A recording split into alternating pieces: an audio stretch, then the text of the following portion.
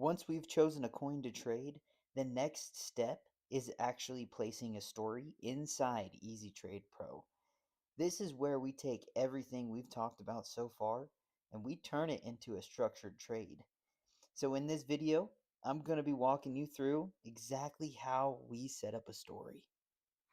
Now, we start here on our dashboard, right? And we're going to be using this place order section. First, we're going to select the coin that we want to trade. This is based on everything we've covered in the last video: volatility, volume, and support levels. Next, we choose the dollar amount for the story. This is how much capital we're allocating for this trade cycle.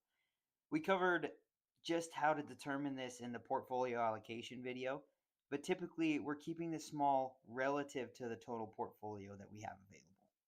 Okay, now we set the number of DCA orders, just right here.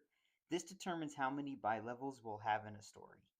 The bot automatically spreads your funds across these levels using our formula. These are simplified examples so you can understand the structure a little better, but the system handles these exact calculations for you.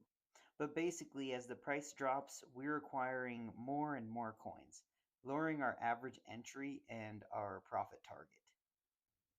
But there is a trade-off here. The fewer DCAs we use, we can't follow the price down as far, but the profits per cycle are going to be higher. The more DCAs we use, we can follow the price further down, reducing the risk of getting stuck, but the profits are going to be smaller. We adjust this based on how much risk we are willing to take on. A good starting point for us is typically around 5 DCAs.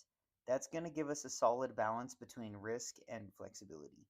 But we also have this cheat sheet that we use that helps us adjust the number of DCAs and the spread based on the coin's 24-hour movement. This helps us stay consistent instead of guessing settings every single time. Next is DCA spread. This controls the spacing between each buy order. We can use dollar-based spacing or percentage-based spacing, but we typically use percentage. Here's a little example for you. Again, these are simplified examples so you can understand the structure, but the system handles the exact calculations for you. Now, if we come back to our website where it says DCA type is where you're going to decide if you want to use percent or dollars, but typically, like I said, we use percent. Now, you have to keep in mind the spread trade-off. The larger spread that we have, we can follow the price down further, but we would need a bigger bounce to sell. The smaller spread, we can't follow as far down, but we only need the smaller bounce to complete the trade. So again, we adjust this based on volatility and what we're seeing on the chart. And just for a quick reference, if we come back to the website, it's going to say DCA spread right here, and that's where you're going to put it in. Now, if you are new, don't forget to use the DCA cheat sheet. A solid starting point for us is typically around 5%, and then we adjust from there depending on how much that coin is moving. But that's where this cheat sheet is going to help guide you through these adjustments. And next, guys, we're going to set the strike price, which is just this box right here. This is where our first buy order is going to be placed. It's going to control when the story actually starts, depending on when we want to do it, if it's right away or if you need to check the chart again. And so we usually set the strike price slightly above the current market price. That way, the first buy is more likely to fill immediately. If we set it below the current price, then the story will wait until the price drops to that level. So this is how we control whether we enter immediately or we wait for that price. Next is going to be the 2-time option right here. You just click this button and it turns it off and on. This is only going to apply to the first sell order.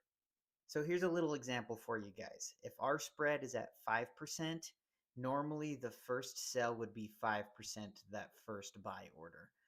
With the 2 times enabled, it becomes 10%. So we use this when we're placing trades and stepping away. If we're actively managing trades, we may leave it off just to cycle faster. But after the second DCA fills, the bot goes back to normal behavior. Once everything is set, we hit the submit button. The bot places and manages all of the orders automatically. And for a reference point, the submit order button is right here. You just click submit order.